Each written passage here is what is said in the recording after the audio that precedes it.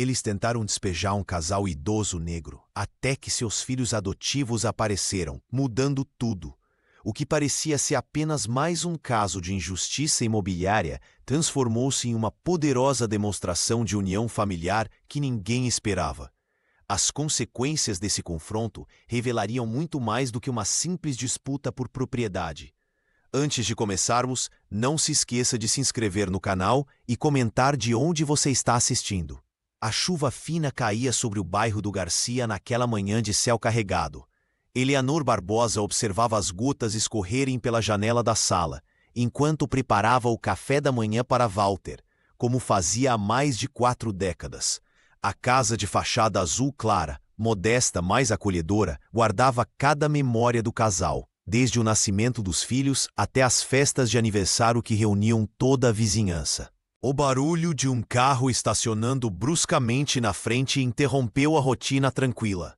Eleanor sentiu um aperto no peito ao reconhecer o veículo de Victor Amaral. O proprietário desembarcou com 2 homens corpulentos, todos vestindo ternos escuros que contrastavam com a simplicidade da rua. Walter, ele está aqui, sussurrou a idosa, enquanto o marido se levantava com dificuldade, apoiando-se na bengala de madeira escura que o acompanhava desde que sofrera uma queda 3 anos atrás. Quando abriram a porta, Victor já estava com uma pasta de documentos em mãos. Sem cumprimentar, o empresário estendeu os papéis com um sorriso frio. Ordem de despejo, senhora Barbosa. Vocês têm 15 dias para desocupar o imóvel, anunciou Victor Amaral, sem demonstrar qualquer emoção. Sugiro que comecem a empacotar suas coisas. Será melhor para todos. Walter Barbosa apertou a bengala com força, as juntas dos dedos embranquecendo. Os olhos do idoso, antes sempre serenos, agora transbordavam uma mistura de medo e indignação. Eleanor, por sua vez, levou a mão instintivamente ao pescoço, onde pendia uma pequena chave de latão amarrada a uma fita vermelha desbotada. Esta casa é nossa vida inteira, respondeu ela, segurando firmemente a chave. Criamos nossos 3 filhos aqui. Cada tábua deste assoalho conta nossa história. Victor revirou os olhos, impaciente. Os 2 homens que o acompanhavam deram um passo à frente, numa clara tentativa de intimidação. História não paga dívida, senhora. Se não saírem por bem, voltarei com a polícia e os tiraremos à força, ameaçou o empresário, guardando os documentos na pasta. 15 dias, nenhum a mais. Enquanto os 3 homens voltavam para o automóvel, Eleanor permanecia na porta, a chave de latão apertada entre os dedos. A inscrição 1979, Família Barbosa, brilhava discretamente sob a luz cinzenta daquela manhã. Não vão nos tirar daqui, murmurou Walter, colocando a mão no ombro da esposa. Não sem lutar. Eleanor assentiu em silêncio, observando o veículo se afastar. A chuva engrossava, mas o casal permaneceu ali, na soleira da porta, como sentinelas de uma fortaleza prestes a enfrentar seu maior desafio.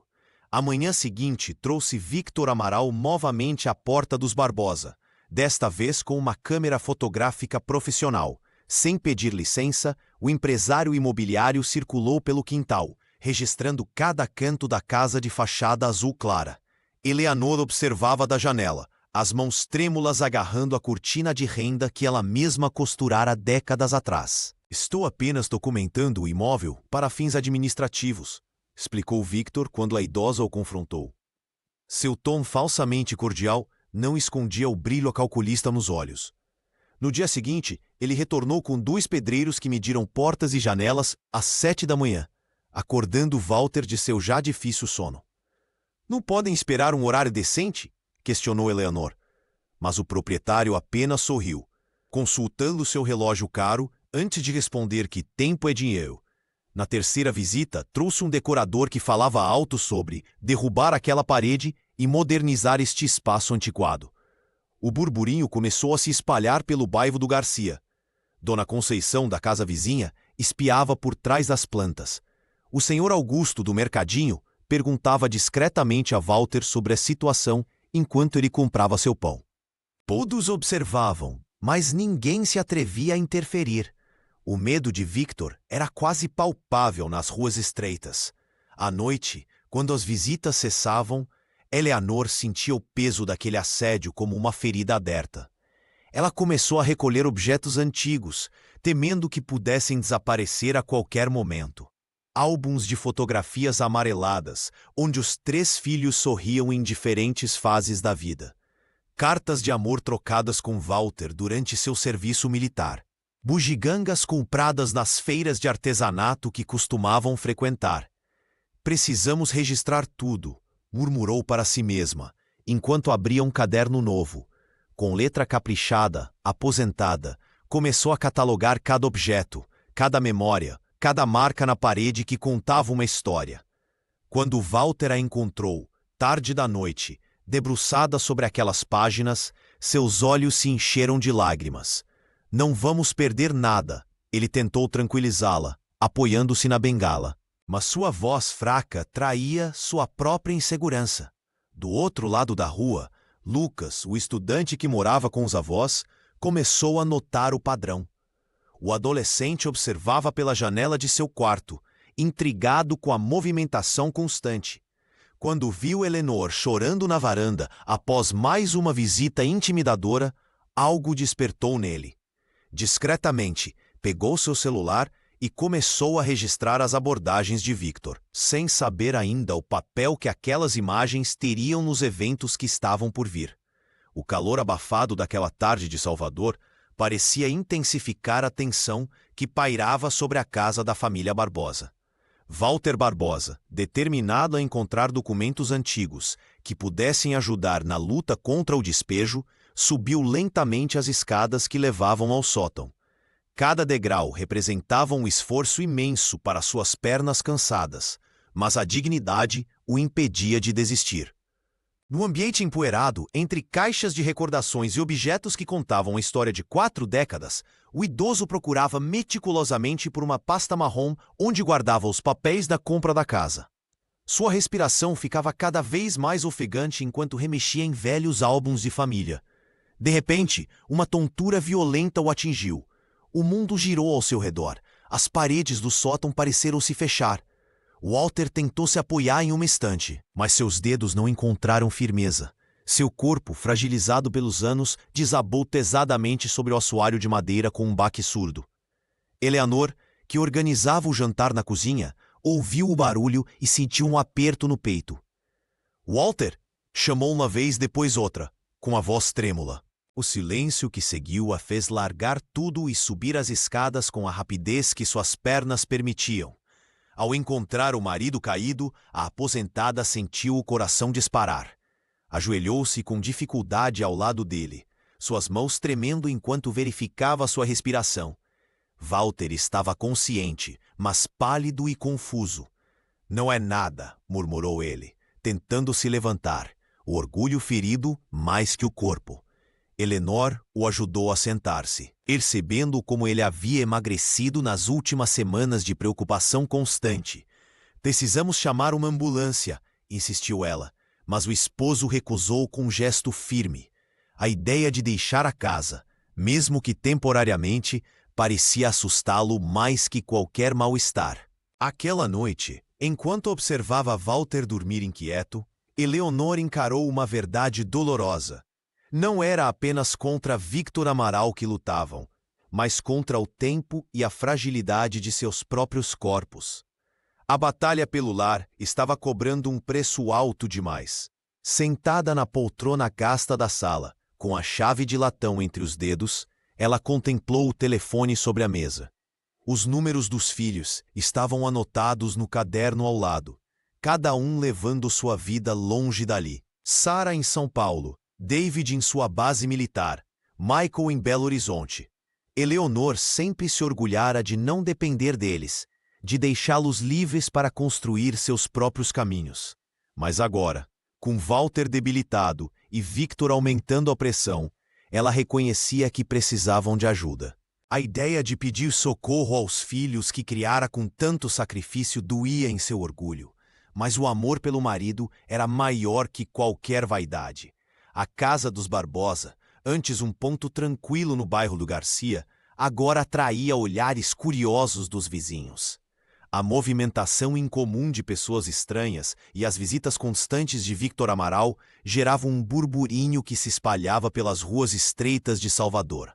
Lucas Ferreira, um estudante de 17 anos que morava 2 casas adiante, notou algo errado quando viu Eleanor chorando na varanda pela 3ª vez na mesma semana.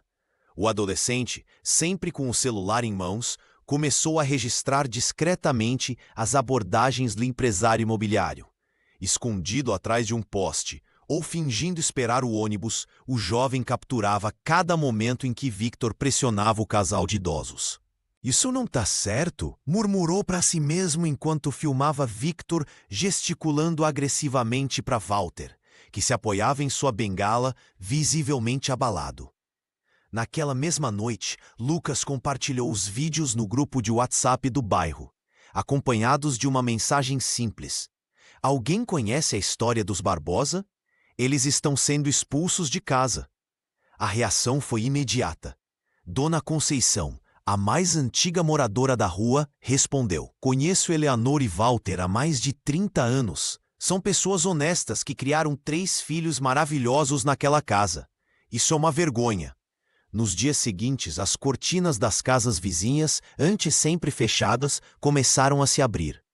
Janelas que raramente viam movimento, agora exibiam rostos atentos.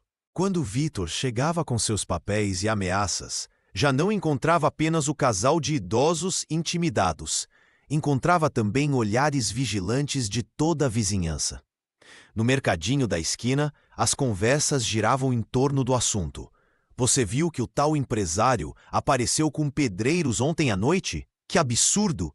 comentava seu Antônio, o dono do estabelecimento, enquanto servia café aos clientes habituais. "Aquela casa é parte da história do bairro." Completava Margarida, professora aposentada. O clima mudou sutilmente. Pessoas que mal se cumprimentavam agora paravam para conversar sobre a situação dos Barbosa. Alguns vizinhos começaram a passar pela frente da casa azul clara com mais frequência, como que montando guarda. Outros ofereciam comida e companhia ao casal. Lucas continuava seu trabalho de documentação, agora com mais confiança. O adolescente percebeu que seus vídeos não eram apenas registros, eram uma forma de proteção. Victor, por sua vez, notou os olhares e começou a moderar seu comportamento quando havia testemunhas por perto. O bairro do Garcia, que parecia adormecido em sua rotina, despertava lentamente para uma causa comum. A história dos Barbosa deixava de ser apenas a luta de um casal idoso e começava a simbolizar algo maior para toda a comunidade. A chuva castigava Salvador quando um carro preto freou bruscamente em frente à casa de fachada azul clara. O barulho dos pneus no asfalto molhado chamou a atenção de Eleanor Barbosa, que espiou pela janela com o coração aos pulos. Dela desceu uma mulher de terninho cinza e salto alto, protegendo-se da tempestade com uma pasta de documentos sobre a cabeça. "Mãe!" A voz de Sara ecoou assim que Eleanor abriu a porta. As duas se abraçaram no portal, enquanto a chuva continuava a cair impiedosamente. Walter, apoiado em sua bengala, aproximou-se devagar, os olhos marejados ao ver a filha. "Você não precisava vir com esse temporal, minha filha", murmurou o idoso, enquanto Sara o envolvia num abraço cuidadoso. "Precisava sim, pai. Vim o mais rápido que consegui depois que recebi a ligação de vocês", respondeu a advogada, tirando do casaco um envelope pardo. "E trouxe uma liminar que suspende temporariamente qualquer tentativa de despejo." Eleanor sentiu as pernas fraquejarem. Observou a filha, a mesma determinação que ela própria tinha quando jovem, mas com ferramentas que nunca teve acesso. Sara havia construído uma carreira sólida em São Paulo, longe dali, e agora interrompia tudo para ajudá-los. Não tiveram tempo de conversar mais. O veículo estacionou ruidosamente em frente à casa. Victor Amaral desembarcou com 2 homens, todos protegidos por guarda-chuvas pretos. "Vim verificar se já começaram a empacotar as coisas", anunciou o empresário, parando abruptamente ao notar Sara. "E quem é você?" "Sara Barbosa, advogada e filha dos proprietários, respondeu ela, estendendo o documento. Esta é uma liminar judicial suspendendo qualquer ação de despejo até que o processo seja devidamente revisado. Victor pegou o papel com visível irritação. Seus olhos percorreram rapidamente o documento, enquanto a chuva pingava em suas mãos. Isso não muda nada, apenas adia o inevitável, retrucou, devolvendo o papel com desdém. Muda sim, Sr. Amaral. Muda que o senhor não pode mais intimidar meus pais ou aparecer aqui sem agendamento prévio. Sara mantinha a postura firme, a voz controlada. Qualquer comunicação a partir de agora será feita através do meu escritório. Tenho motivos para acreditar que existem irregularidades neste processo. Eleanor observava a cena com um misto de orgulho e preocupação. A profissional impecável diante dela havia sacrificado compromissos importantes em São Paulo para estar ali. A mãe sentia culpa por isso, mas também um profundo alívio. Quando Victor e seus homens partiram, visivelmente contrariados, Sara finalmente relaxou os ombros. Vamos entrar, disse ela, pegando a mão da mãe. Temos muito que conversar e eu preciso ver todos os documentos que vocês têm. O sol já estava alto quando um veículo militar parou em frente à casa de fachada azul clara. David Barbosa desceu imponente, a farda impecavelmente passada, refletindo sua disciplina militar. Os vizinhos, que observavam discretamente por detrás de cortinas entreabertas, logo reconheceram o filho dos Barbosa. O major caminhou com passos firmes até a entrada, onde Eleanor o esperava com lágrimas contidas. — Meu filho! Exclamou ela, abraçando-o com força. Walter, apoiado em sua bengala, observava da porta com um sorriso orgulhoso estampado no rosto enrugado. David cumprimentou cada vizinho que se aproximava, chamando-os pelo nome, relembrando histórias de infância. Sua presença trouxe uma nova energia ao bairro do Garcia. Não era apenas o filho que voltava, mas uma autoridade respeitada, um símbolo de proteção. Naquela mesma tarde, o militar reuniu-se com o delegado local. Conversaram por quase 2 horas sobre os direitos dos idosos e as irregularidades no processo de despejo. Com voz calma, mas firme, ele apresentou documentos que questionavam a legalidade das ações de Victor Amaral. Meus pais construíram suas vidas aqui. Não permitirei que sejam tratados como descartáveis, afirmou ao sair da delegacia, enquanto alguns moradores aplaudiam discretamente. Quando Victor apareceu no dia seguinte, acompanhado de 2 homens, encontrou Davi na varanda, uniformizado. O empresário hesitou, sua habitual postura intimidadora desmoronando diante da presença do militar. Senhor Amaral, Davi pronunciou cada sílaba com precisão militar.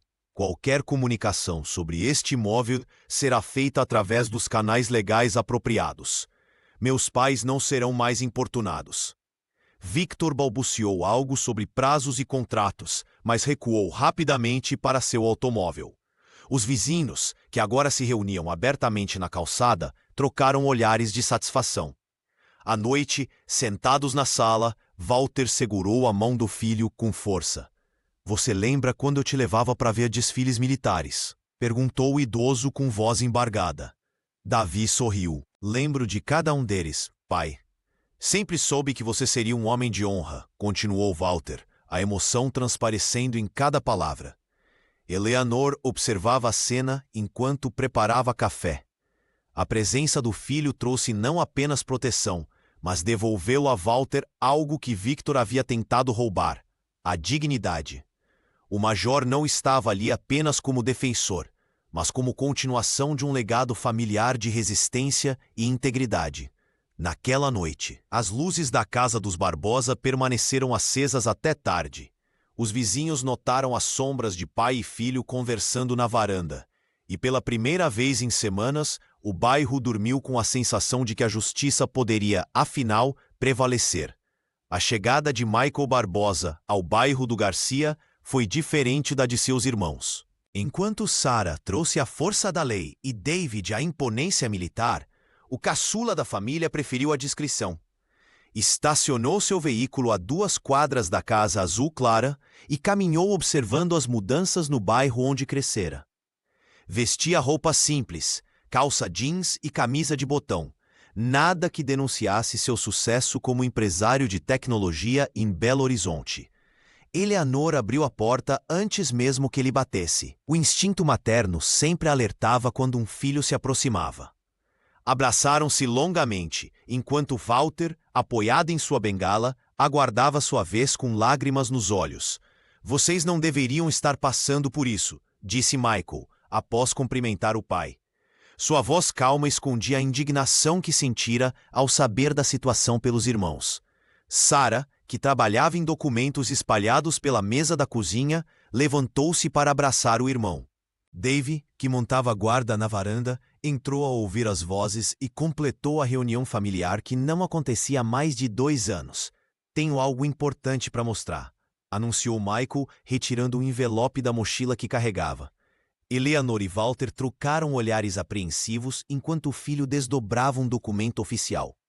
Esta é uma carta do banco, confirmando que sou o novo proprietário da hipoteca desta casa, explicou, com um sorriso contido. Comprei a dívida. Victor Amaral não é mais o credor de vocês, eu sou. O silêncio que se seguiu foi quebrado pelo som da bengala de Walter caindo no chão. O idoso, tremendo de emoção, precisou ser amparado por Dave. Eleanor levou as mãos ao peito, onde guardava a chave de latão pendurada em uma fita. Como você conseguiu isso? Perguntou Sarah, a advogada, examinando o documento com olhos profissionais. Minha empresa está indo bem, respondeu Michael simplesmente. Descobri que o banco estava disposto a negociar a dívida por um valor que eu podia pagar. Victor não esperava isso. A notícia espalhou-se rapidamente. Lucas, o jovem vizinho que documentava tudo, capturou o momento em que Victor Amaral chegou à casa dos Barbosa na manhã seguinte, confiante como sempre, apenas para encontrar Michael aguardando na varanda. A expressão de perplexidade no rosto do empresário imobiliário ao receber a notícia foi impagável. Ele saiu apressado, fazendo ligações furiosas em seu celular, enquanto os vizinhos observavam com sorrisos mal disfarçados. Naquela noite, pela primeira vez em semanas, a família Barbosa jantou sem o peso da ameaça iminente. A casa, que parecia murchar sob a pressão do despejo, voltou a respirar. Eleanor pendurou a chave de latão em seu lugar de honra na parede da sala, sabendo que finalmente tinham uma chance real de vencer. Lucas posicionou seu smartphone estrategicamente no parapeito da casa vizinha. Aos 17 anos, o estudante tinha olhos atentos e um forte senso de justiça que o fazia registrar tudo o que acontecia com os Barbosa. Naquela tarde ensolarada, Eleanor surgiu na varanda, seu rosto marcado pelo tempo, mas com uma dignidade que impressionava. Esta casa não é apenas tijolos e madeira, disse Eleanor Barbosa com voz firme, enquanto segurava a bengala do marido. É o lugar onde meus filhos deram seus primeiros passos, onde comemoramos vitórias e choramos perdas. Victor Amaral pode ter papéis, mas nós temos histórias. A transmissão ao vivo capturou cada palavra da idosa. O adolescente não imaginava que aquele vídeo alcançaria mais de 5.000 visualizações em apenas 2 horas.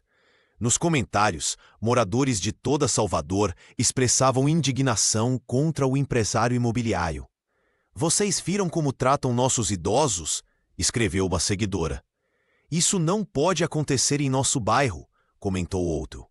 O que começou como uma observação silenciosa transformou-se rapidamente em apoio vocal. Dona Margarida, proprietária da padaria da esquina, foi a primeira a colocar um cartaz em sua vitrine. Estamos com os Barbosa. No dia seguinte, mais 3 estabelecimentos exibiam mensagens semelhantes. Walter observava da janela, emocionado, enquanto sua esposa se tornava involuntariamente um símbolo de resistência. O idoso, apesar da fragilidade física, sentia-se fortalecido pelo apoio crescente. Na quinta-feira, o pequeno coreto da praça, normalmente vazio exceto aos domingos, encheu-se de vizinhos. Ana Paula, a líder comunitária, organizou um grupo de oração que atraiu mais de 40 pessoas. Entre velas e orações, histórias sobre a família Barbosa eram compartilhadas. Eles cuidaram dos meus filhos quando precisei trabalhar à noite, contou uma senhora. Elemor ensinou minha filha a fazer cocada, lembrou outra. Lucas continuava documentando tudo. Suas filmagens chegaram aos noticiários locais, e uma emissora de televisão enviou uma equipe para cobrir o movimento crescente. O repórter entrevistou moradores e capturou imagens dos cartazes que agora decoravam dezenas de janelas no Garcia. Victor Amaral passou de carro pela rua naquela noite, seu rosto contraído ao ver a mobilização. O empresário não esperava que um simples despejo se transformasse em questão de interesse público. Pela primeira vez, parecia hesitante. Eleanor, da varanda de sua casa de fachada azul clara, acenou para o grupo que retornava da praça. A vizinhança, antes temerosa de se envolver, agora formava uma barreira humana contra a injustiça. O Garcia, bairro tradicional de Salvador, redescobria seu espírito comunitário através da luta dos Barbosa. A multidão que se formava em frente à Casa Azul Clara crescia a cada dia. Naquela manhã ensolarada, um repórter do jornal local, com um microfone em punho e um cinegrafista ao lado, abordou Eleanor Barbosa na calçada. A senhora, com seus cabelos grisalhos e postura firme apesar da idade, concordou com uma entrevista improvisada. "O que essa casa significa para a senhora?" perguntou o jornalista, estendendo o microfone. Eleanor sorriu com os olhos marejados e, sem hesitar, retirou do pescoço uma pequena chave de latão presa a uma fita desbotada. Seus dedos enrugados acariciaram o metal com a delicadeza de quem toca uma relíquia sagrada. "Esta chave abriu nossa porta pela primeira vez em 1979, disse ela, virando o objeto para mostrar a inscrição gravada. "Vê, 1979, família Barbosa. Foi o presente que Walter me deu quando finalmente conseguimos comprar nossa casa depois de anos economizando cada centavo." A câmera focou na inscrição, capturando o momento em que uma lágrima escorreu pelo rosto da idosa. Walter observava tudo da varanda, apoiado em sua bengala, com um misto de orgulho e preocupação nos olhos. "Não é apenas uma casa", continuou a aposentada. "É onde criamos nossos 3 filhos, onde celebramos aniversários, formaturas, onde choramos nossas perdas. Cada parede guarda uma história, cada canto tem um significado." Lucas, o adolescente vizinho, filmava tudo com seu celular, transmitindo ao vivo para as redes sociais. O número de espectadores crescia rapidamente. Comentários de apoio surgiam a cada segundo. Uma senhora idosa no fundo da multidão não conteve o choro. Horas depois, a imagem da chave de latão já circulava por toda Salvador. Páginas de movimentos sociais compartilhavam a foto. Artistas locais começaram a criar ilustrações inspiradas nela. E a hashtag Não Sem a Chave rapidamente entrou nos trending topics do Twitter. Sara, a advogada, recebeu dezenas de mensagens de colegas de São Paulo oferecendo apoio jurídico.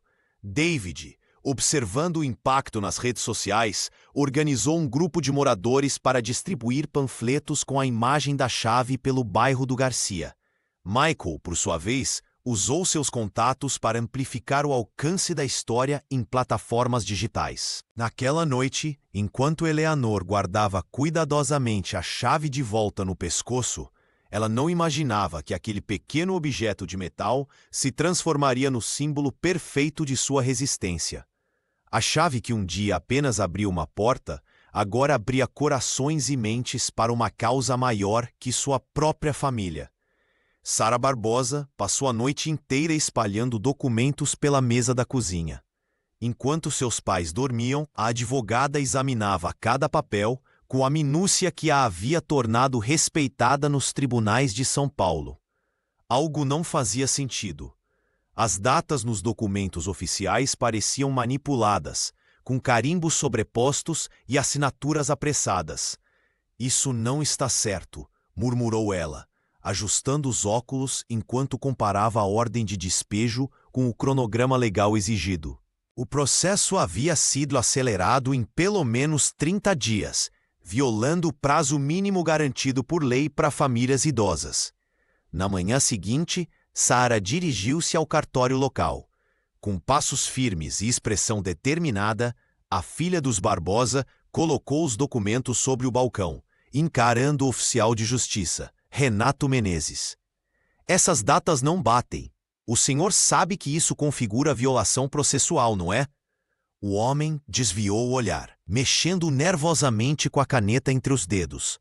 Após um silêncio constrangedor, Renato baixou a voz. Olha, eu apenas segui ordens. Victor Amaral tem contatos no fórum, e ele insistiu para que o processo fosse agilizado. Sara gravou discretamente a confissão usando seu celular. Com essa evidência em mãos, ela imediatamente protocolou uma petição de nulidade processual no Fórum de Salvador.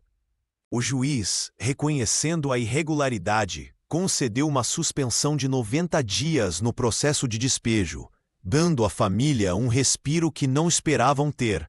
Quando Eleanor soube da notícia, apertou as mãos da filha entre as suas, os olhos marejados. Você sempre foi nossa fortaleza, Sara, mesmo quando estava longe. Walter, sentado na poltrona da sala, apenas assentiu com a cabeça, o orgulho estampado em seu rosto enrugado. A notícia espalhou-se rapidamente pelo bairro do Garcia. Lucas, o adolescente que documentava tudo, postou um vídeo celebrando a vitória parcial da família. Os vizinhos, que observavam a situação com crescente interesse, começaram a passar pela casa, oferecendo pequenos gestos de solidariedade. Um bolo caseiro, uma visita rápida, um aperto de mão. Quando Victor apareceu, 2 dias depois, encontrou Sara na varanda, calmamente bebendo café. Isso não acabou, ameaçou ele, visivelmente irritado. Tem razão, respondeu a advogada com tranquilidade. Estou apenas começando a investigar suas práticas imobiliárias, Sr. Amaral. E acredite, tenho todo o tempo do mundo para isso. O empresário partiu sem mais palavras, enquanto Sara observava seu carro se afastando. Ela sabia que havia conseguido mais que tempo. Havia mudado o equilíbrio de forças. Pela primeira vez, a família Barbosa não estava apenas resistindo. Estava contra-atacando. David Barbosa bateu à porta de Dona Josefa, uma senhora de 72 anos que morava 2 ruas abaixo da casa de seus pais. Vestido à paisana, mas com a postura que denunciava sua patente militar, o major explicou que estava investigando as práticas de Victor Amaral. Aquele homem não tem coração, disse Dona Josefa, servindo café em xícaras antigas. Fez a mesma coisa com minha comadre Iracema há 2 anos. Ela morava aqui desde os anos 70, mas teve que ir para um asilo depois que ele comprou o terreno. Ao longo do dia, David visitou mais 5 ex-moradores do bairro do Garcia. As histórias se repetiam com variações mínimas. Victor aparecia com documentos confusos, pressionava idosos com visitas constantes e, eventualmente, conseguia expulsá-los por valores irrisórios ou através de manobras legais questionáveis. Ele sempre chega com homens grandes, intimidando todo mundo, contou seu Antônio, antigo barbeiro local. Comigo não deu certo, porque meu filho é advogado, mas a maioria não tem como se defender. O filho de Elenior e Walter anotava cada detalhe meticulosamente em seu caderno. Com a disciplina adquirida no exército, organizou os relatos, fotografou documentos antigos que os moradores guardavam e coletou números de telefone para contato posterior. Na manhã seguinte, David encontrou-se com Ana Paula no pequeno restaurante da esquina. A líder comunitária trouxe mais 3 pessoas que haviam passado pela mesma situação. Victor Amaral tem um padrão, explicou ela, mostrando fotos de casas que já não existiam mais. Ele sempre mira idosos negros em bairros tradicionais. Depois que consegue expulsá-los, constrói prédios de luxo ou vende os terrenos para incorporadoras. Com o material coletado, o major montou um dossiê completo. Incluiu fotos, depoimentos gravados com autorização, cópias de contratos duvidosos e uma linha do tempo mostrando como Victor havia sistematicamente alterado a composição do bairro nos últimos 5 anos. Quando o dossiê ficou pronto, David não hesitou. Dirigiu até o Ministério Público e protocolou uma denúncia formal, anexando todas as evidências. A promotora que o recebeu folheou o material com expressão cada vez mais grave. Isso é um caso claro de assédio imobiliário sistemático contra a população vulnerável, afirmou ela. Vou abrir uma investigação imediatamente. Ao sair do edifício, David ligou para seus irmãos. Sarah, Michael, temos novidades. O Ministério Público vai investigar Victor por todos os despejos que ele fez no bairro. Isso vai além da casa dos nossos pais agora. Enquanto voltava para casa, o major observou o bairro com novos olhos. Não era apenas a casa azul clara de sua família que estava em jogo, mas a alma de toda uma comunidade que resistia à especulação imobiliária. Michael Barbosa chegou à sede da Barbosa Tech com uma missão clara. Sentado em frente a 3 monitores, ele convocou sua equipe de especialistas em tecnologia. Precisamos provar que Victor Amaral está agindo de má fé, explicou enquanto digitava rapidamente comandos em seu teclado. A equipe desenvolveu um algoritmo de rastreamento para vasculhar sites imobiliários e redes sociais. Após horas de busca digital, encontraram o que procuravam. Anúncios da casa de seus pais publicados semanas antes da ordem de despejo ter sido oficializada. Em um dos anúncios, Victor até incluía fotos do interior da residência, tiradas durante suas visitas de inspeção. Ele já estava comercializando a propriedade como se fosse dele, murmurou o empresário, ajustando seus óculos enquanto ampliava as imagens na tela.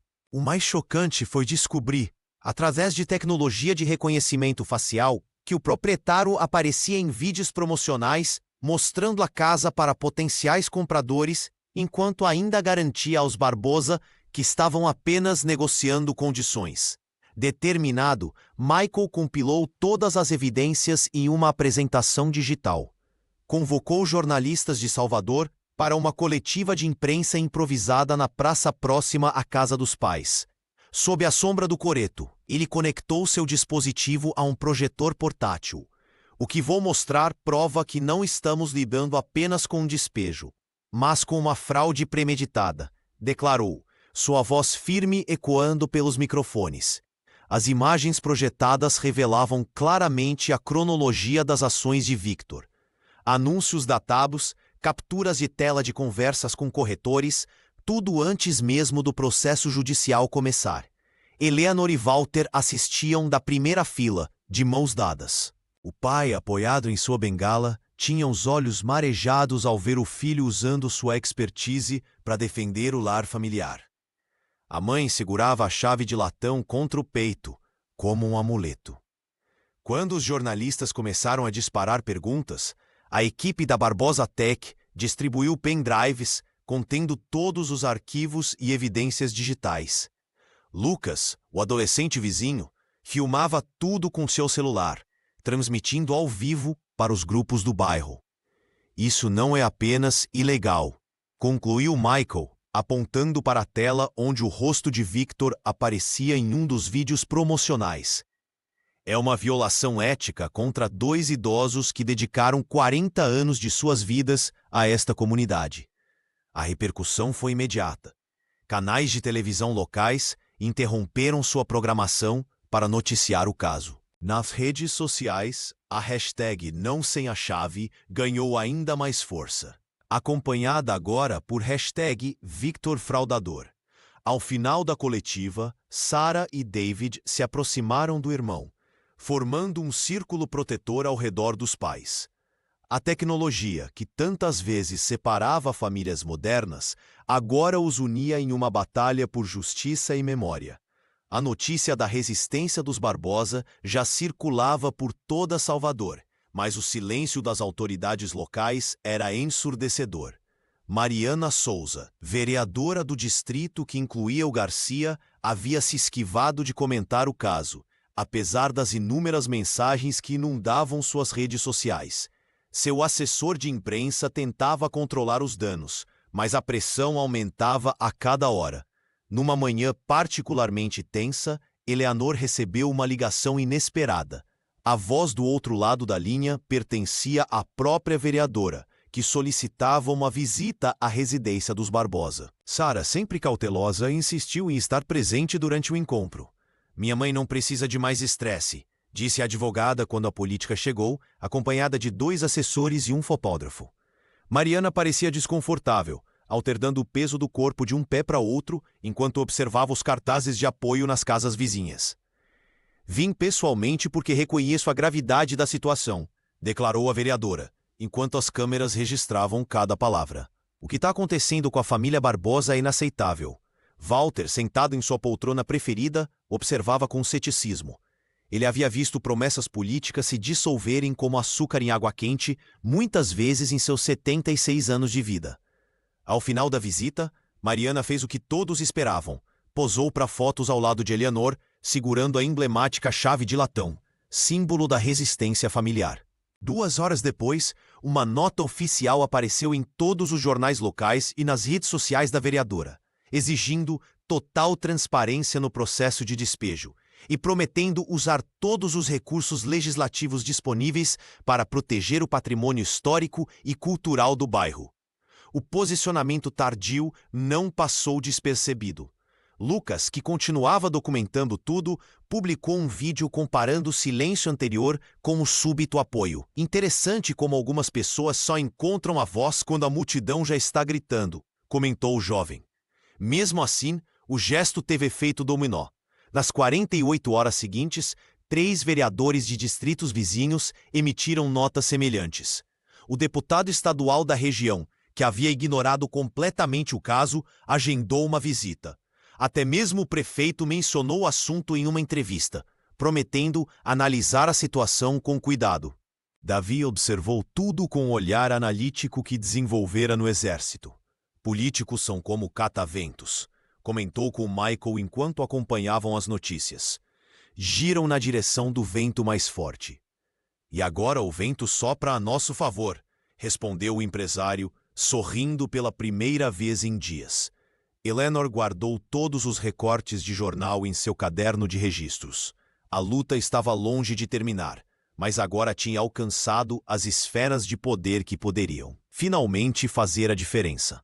A hashtag Não Sem a Chave tomou Salvador de assalto. O que começou com a imagem da pequena chave de latão nas mãos enrugadas de Eleanor Barbosa transformou-se em um movimento que ultrapassou os limites do bairro do Garcia. Nas redes sociais, a foto viralizou, acompanhada de relatos sobre a luta da família contra Victor Amaral e sua tentativa de despejo. Artistas locais começaram a se manifestar. A cantora Daniela Mercury compartilhou a história em seu perfil, seguida por atores da TV Bahia e influenciadores soteropolitanos. O movimento ganhou força quando um senador da Bahia mencionou o caso durante uma sessão no Congresso, questionando a proteção aos idosos no Brasil. A casa de fachada azul clara tornou-se ponto de encontro para ativistas, advogados populares e estudantes universitários. Eleanor, sempre com seu caderno de registros em mãos, recebia todos com café e bolinhos de tapioca, contando histórias do bairro enquanto Walter observava da cadeira de balanço, apoiado em sua bengala, com um sorriso discreto no rosto. Nossa luta não é só por nós, explicava a idosa a um grupo de jornalistas. É por todos que construíram suas vidas em um lugar e agora vem tudo ameaçado. Inspirados pela resistência dos Barbosa, moradores de outros bairros começaram a organizar mutirões de solidariedade. Um grupo de advogados voluntários passou a oferecer consultoria jurídica gratuita aos sábados na Praça do Coreto. Estudantes de arquitetura da UFBA iniciaram um levantamento de casas históricas ameaçadas pela especulação imobiliária. Lucas, o jovem vizinho, criou um perfil no Instagram dedicado exclusivamente à causa. Suas transmissões ao vivo atraíam milhares de espectadores. Estamos documentando história em tempo real, dizia ele, enquanto filmava uma roda de samba improvisada no quintal dos Barbosa. Sara coordenava a parte jurídica do movimento, organizando dossiês sobre outros casos semelhantes. David utilizava seus contatos militares para garantir a segurança dos eventos, enquanto Michael implementava um sistema de doações online para ajudar idosos em situação semelhante. O movimento cresceu tanto que uma emissora nacional enviou uma equipe para cobrir o fenômeno. A repórter, emocionada, perguntou a Eleonor o que significava aquela chave. Esta chave não abre apenas uma porta, respondeu a idosa, segurando o objeto contra a luz do sol. Ela abre memórias, histórias e o futuro de uma comunidade que aprendeu a lutar unida. Ao final daquela semana, mais de 30 famílias de idosos ameaçados de despejo em Salvador haviam recebido algum tipo de assistência jurídica ou social graças ao movimento Não Senza Cave. A Casa dos Barbosa, que Vítor tentara tomar à força, transformara-se no epicentro de uma revolução silenciosa por dignidade e memória. Sara Barbosa não dormia direito há 3 noites. Sentada à mesa da cozinha da casa dos pais, ela espalhava documentos e mais documentos sob a luz amarelada do abajur. Eleanor observava a filha com uma mistura de orgulho e preocupação, enquanto servia mais uma xícara de café forte. "Tem algo errado aqui, mãe", murmurou a advogada, ajustando os óculos no rosto cansado. Seus olhos, treinados por anos de prática jurídica em São Paulo, percebiam detalhes que outros deixariam passar. A transferência da hipoteca tinha inconsistências sutis, mas inegáveis. Na manhã seguinte, Sara visitou o cartório do bairro, o funcionário mais antigo. Reconhecendo-a como a filha dos Barbosa que virou doutora, facilitou seu acesso aos arquivos originais. Foi ali, comparando assinaturas em diferentes documentos, que a advogada encontrou a prova que precisava. A rubrica de seu pai no contrato de transferência era visivelmente diferente de sua assinatura habitual. Walter nunca assinou isso, ela concluiu, sentindo uma mistura de raiva e alívio. Com determinação renovada, Sara contratou um perito grafotécnico que, em menos de 24 horas, emitiu um laudo preliminar confirmando a falsificação. Armada com o documento, ela não hesitou. Dirigiu-se diretamente à delegacia do Garcia, onde apresentou uma denúncia formal contra Víctor Amaral por falsidade ideológica. O delegado, já sensibilizado pela mobilização do bairro e pressionado pela repercussão do caso nas redes sociais, instaurou um inquérito imediatamente. Quando Sara retornou à Casa Azul Clara, encontrou David e Michael na varanda discutindo estratégias. Ao ver a irmã chegando com um sorriso contido, o major do exército interrompeu a conversa. "Consegui", anunciou ela, mostrando os papéis do boletim de ocorrência. Victor falsificou a assinatura do pai. Isso muda tudo. Eleonor, que observava da janela, deixou escapar um suspiro profundo. A chave de latão pendia em seu pescoço como um amuleto. Na tarde seguinte, o proprietário recebeu a intimação policial enquanto tentava pressionar outro idoso do bairro. Lucas, sempre atento com seu celular, registrou o momento em que Victor empalideceu ao ler o documento oficial. O vídeo, compartilhado instantaneamente, mostrava o homem que tantos ameaçara, agora acuado, confrontado com as consequências de seus atos. "Falsidade ideológica é crime grave", explicou Sara aos vizinhos que se reuniram na calçada. "A pena pode chegar a 5 anos. A notícia correu rapidamente. A vereadora do bairro, antes hesitante, agora se posicionava abertamente ao lado dos Barbosa. O processo judicial, que parecia uma montanha intransponível, começava a ruir pela base. Walter, sentado em sua poltrona preferida, segurava a mão da filha com força surpreendente para alguém de sua idade. "Você sempre foi a mais teimosa", disse ele com voz embargada. "Igualzinha à sua mãe." Sara sorriu, sabendo que a batalha ainda não estava ganha, mas que a verdade finalmente começava a prevalecer. A assembleia de bairro foi convocada às pressas no coreto da praça. Moradores se aglomeravam, alguns sentados em cadeiras de plástico trazidas de casa, outros em pé, formando um semicírculo. Eleanor e Walter Barbosa ocupavam lugares de destaque, ladeados por Sara e David. O clima era de expectativa e tensão. Michael Barbosa chegou discretamente, vestindo um terno simples que contrastava com sua postura confiante. Ele cumprimentou os pais com beijos carinhosos e trocou olhares significativos com os irmãos. Víctor Amaral estava presente também, mantendo-se afastado, com expressão fechada e braços cruzados. Antes de começarmos formalmente, disse Michael pedindo a palavra, gostaria de compartilhar algumas informações relevantes para todos. O empresário abriu sua pasta e retirou um conjunto de documentos. O silêncio tomou conta da praça. Como muitos sabem, adquiri recentemente a dívida hipotecária da casa dos meus pais. Continuou ele, com voz calma, mas firme. O que ninguém sabe é que na semana passada também concluí a compra da Amaral Empreendimentos Imobiliários. Um murmúrio de surpresa percorreu a multidão. Victor descruzou os braços, seu rosto empalidecendo visivelmente. Sarah cobriu a boca com as mãos, enquanto David sorria discretamente. A transação foi finalizada ontem, explicou o filho caçula dos Barbosa, mostrando os papéis. Incluindo todos os ativos, contratos pendentes e, naturalmente, as responsabilidades legais da empresa. Eleanor apertou a mão de Walter, que se apoiava em sua bengala, os olhos marejados de orgulho. Lucas, posicionado estrategicamente, filmava tudo com seu celular, transmitindo ao vivo para centenas de pessoas.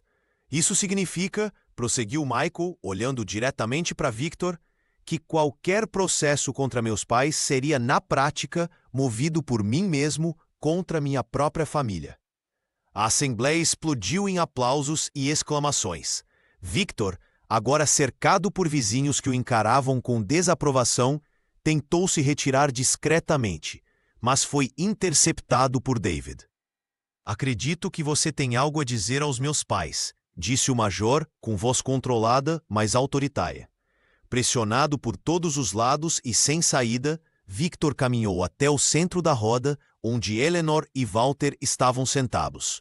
O empresário imobiliário, agora destituído de seu poder, inclinou-se ligeiramente. Peço desculpas pelo transtorno, murmurou ele, a voz quase inaudível.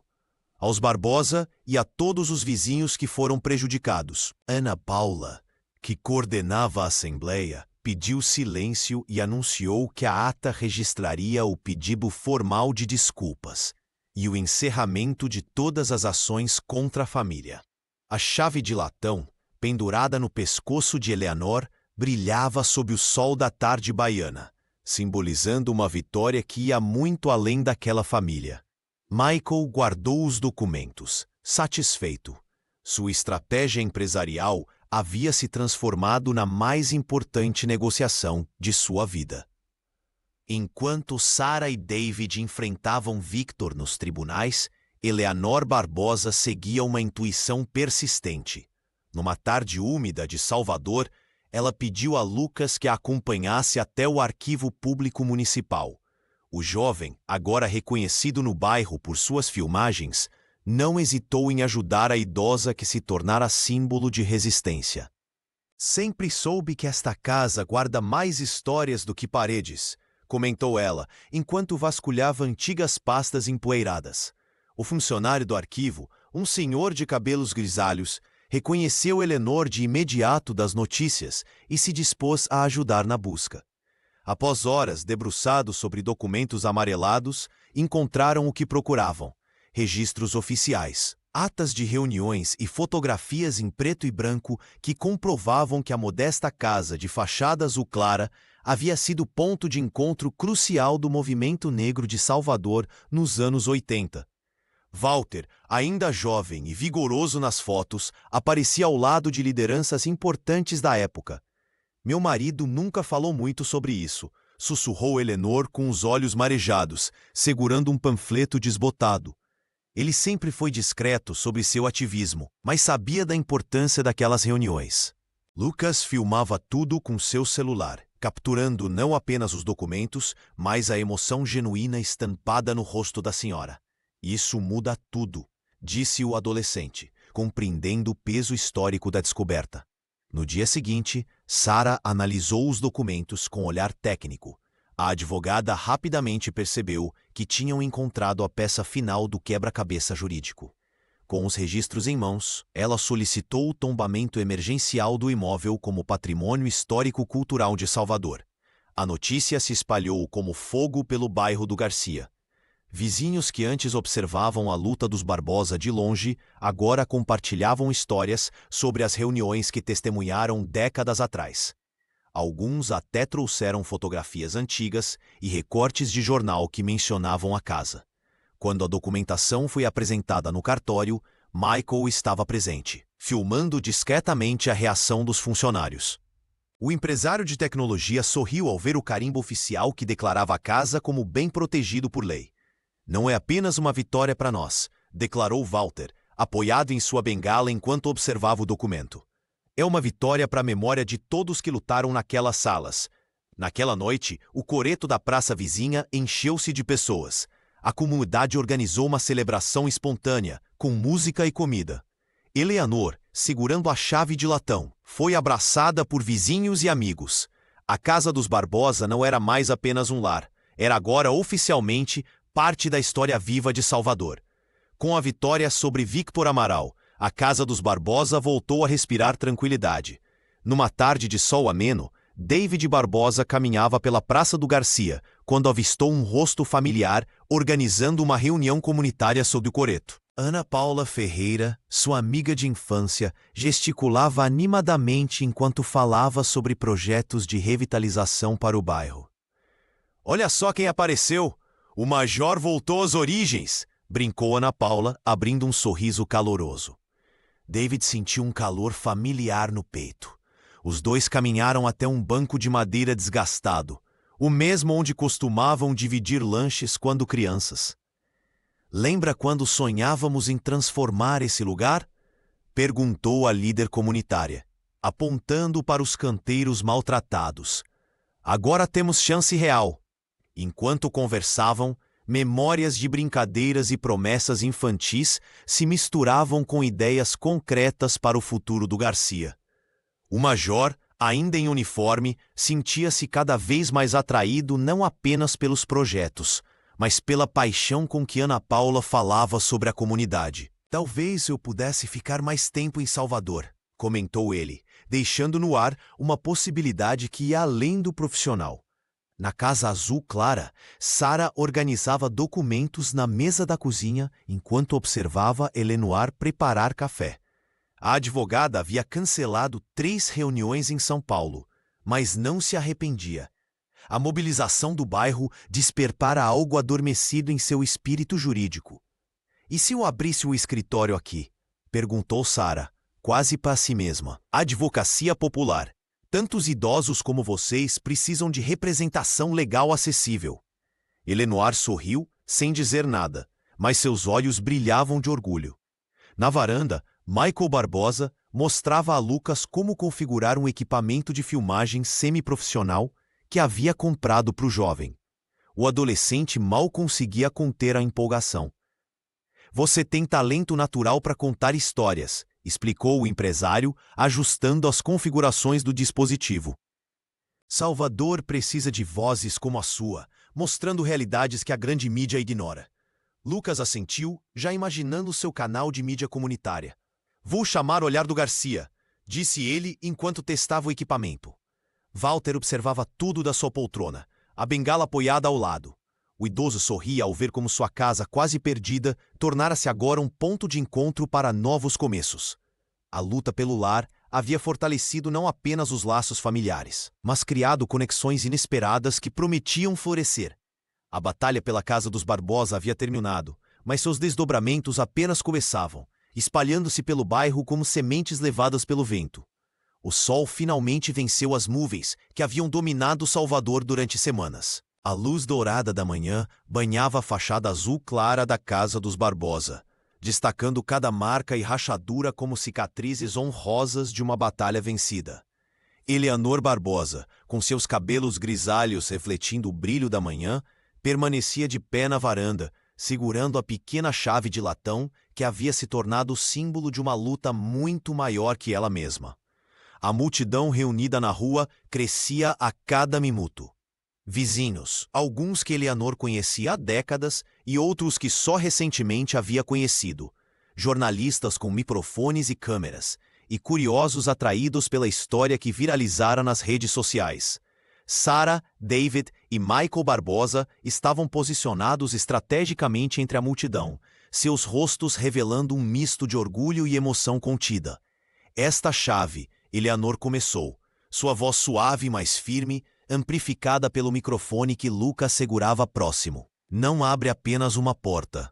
Ela abre 40 anos de memórias, de dores, de alegrias. A idosa ergueu o objeto, a inscrição 1979, família Barbosa reluzindo sob o sol. Quando Walter e eu chegamos aqui, éramos apenas um casal com sonhos e 3 crianças.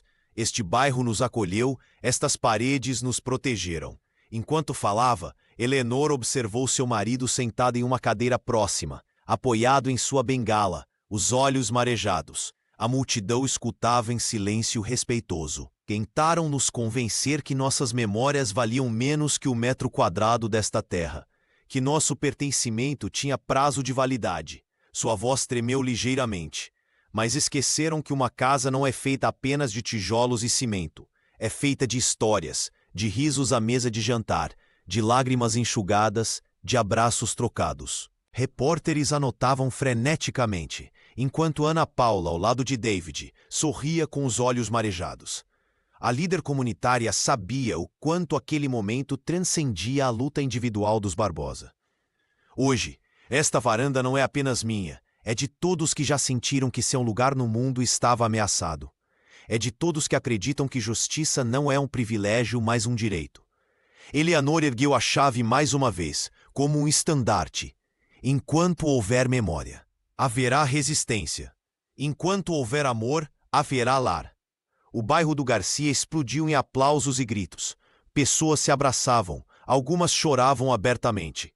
A hashtag Não Sem a Chave, projetada em um telão improvisado, piscava incessantemente com novas menções. O que começara como uma disputa por uma casa modesta em Salvador, havia se transformado em um movimento nacional contra despejos injustos e especulação imobiliária predatória.